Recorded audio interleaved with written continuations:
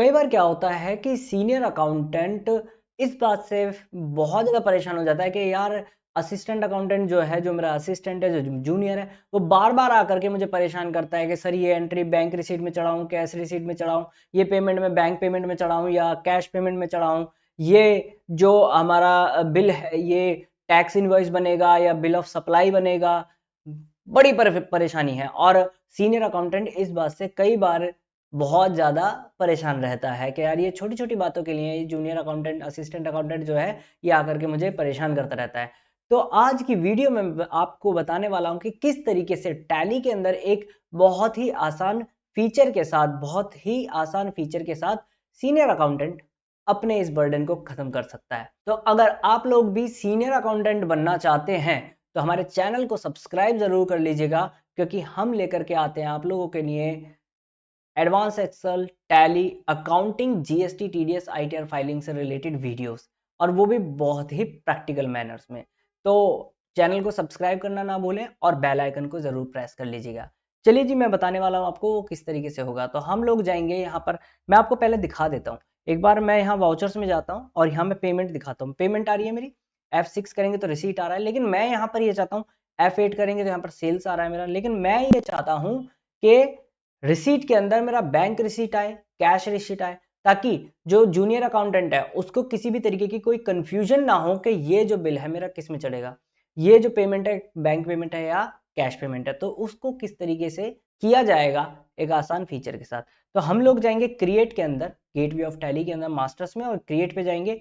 Create में जाने के बाद आपको आना है यहाँ पर, आपको आना है वाउचर टाइप के अंदर। दिखाई दे रहा है दोस्तों, अकाउंटिंग मास्टर्स के अंदर वाउचर टाइप है, तो वाउचर टाइप पे आपको जाना होगा, एंटर करेंगे और यहाँ पर आपको अपना वाउचर टाइप बना लेना है जिस भी हिसाब से आपको दिखाना है। तो मैं एक दिखा लेता हूँ यहाँ पर, बैंक रिसीट के नाम से, बैंक रिसीट, और ये हमारा जो है रिसीट वाउचर में चला जाएगा। और बाकी किसी ऑप्शन को हमें कुछ नहीं करना, एंटर एंटर करके सेव कर लेना है। ऐसे ही मैं कैश रिसीट भी चढ़ा लेता हूँ, कैश रिसीट, और ये भी हमारा रिसीट के अंदर जाएगा। एंटर एंटर करके इसको भी सेव कर लेते हैं दोस्तों। ठीक है, एक मैं ऐसे बैंक पेमेंट बना लेता हूँ, बैंक पेमेंट, ये मेरा पेमेंट के अंदर चला जाएगा और एंटर एंटर करके इसको भी सेव कर लिया जाएगा। ऐसे ही मैं एक कैश पेमेंट बना लेता हूँ, कैश पेमेंट करने के बाद, और यहाँ पर ये मेरा पेमेंट वाउचर में चला जाएगा। ठीक है जी, एंटर एंटर करेंगे और इसको सेव कर लेंगे। ठीक है जी, ये हो गया। ऐसे ही मैं एक टैक्स इनवॉइस के नाम से बना लेता हूँ यहाँ पर, टैक्स इनवॉइस। ये टैक्स इनवॉइस जो है मेरा सेल्स के अंदर जाएगा, क्योंकि टैक्स इनवॉइस हमें सेल्स में बनाना होता है। और एंटर एंटर करके इसको भी सेव कर लेंगे।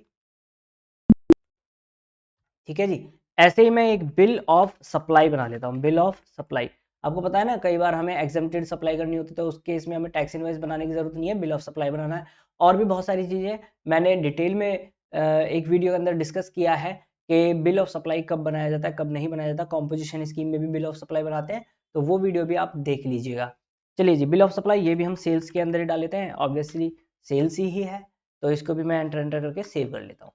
यहाँ तक समझ में आया? तो मैंने वाउचर टाइप जो है क्रिएट कर लिया है। अब मैं अगर वाउचर्स पे जाऊं और अगर अब मैं यहाँ पर F5 प्रेस करूंगा, तो F5 प्रेस करने के बाद आपको यहाँ पर देखिए ध्यान से, आपको यहाँ पर क्या क्या दिखाई देता है। तो आपको यहाँ बैंक पेमेंट दिखाई देती है, कैश पेमेंट दिखाई देती है।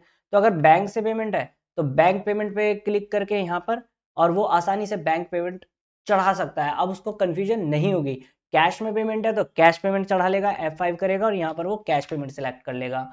ठीक है जी, और अगर बैंक से पेमेंट हुई है तो F5 फिर से प्रेस करेगा और बैंक पेमेंट ले लेगा। इसी तरीके से अगर वो रिसीट चढ़ाना चाहता है, बैंक रिसीट यानी बैंक में डायरेक्टली पैसा आया, तो वो F6 प्रेस करेगा और वो यहाँ पर आने के बाद में ध्यान से देखिए, बैंक रिसीट और कैश रिसीट दिखाई दे रही है ना, तो बैंक रिसीट पे जाकर के वो बैंक रिसीट की एंट्री कर सकता है आसानी से, और F6 प्रेस करने के बाद में कैश रिसीट अगर करना है तो वो भी आ जाएगा। इसी तरीके से अगर मैं आपको सेल की दिखाऊं तो F8 प्रेस करा जाएगा। F8 प्रेस करने के बाद अब देखिए यहाँ पर बिल ऑफ सप्लाई, सेल्स और टैक्स इनवॉइस का एक ऑप्शन आ रहा है। तो अगर आपको टैक्स इनवॉइस में एंट्री करनी है, यानी कि आपको जीएसटी का बिल बनाना है, तो जहां पर जीएसटी वगैरह लग रहा है तो टैक्स इनवॉइस में एंट्री कर लीजिए, बहुत ही आसान है।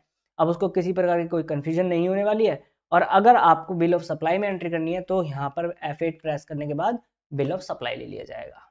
क्लियर है जी। तो इस तरीके से आप बहुत ही आसानी के साथ वाउचर टाइप का इस्तेमाल करके अपने जूनियर अकाउंटेंट की परेशानियों को हल कर सकते हैं और अपनी जो बर्डन है उसको भी कम कर सकते हैं। वीडियो पसंद आई है तो वीडियो को लाइक जरूर कर दीजिएगा और चैनल पर अगर नए हैं तो चैनल को सब्सक्राइब जरूर कर लीजिएगा। Thank you so much for watching this video and keep learning guys.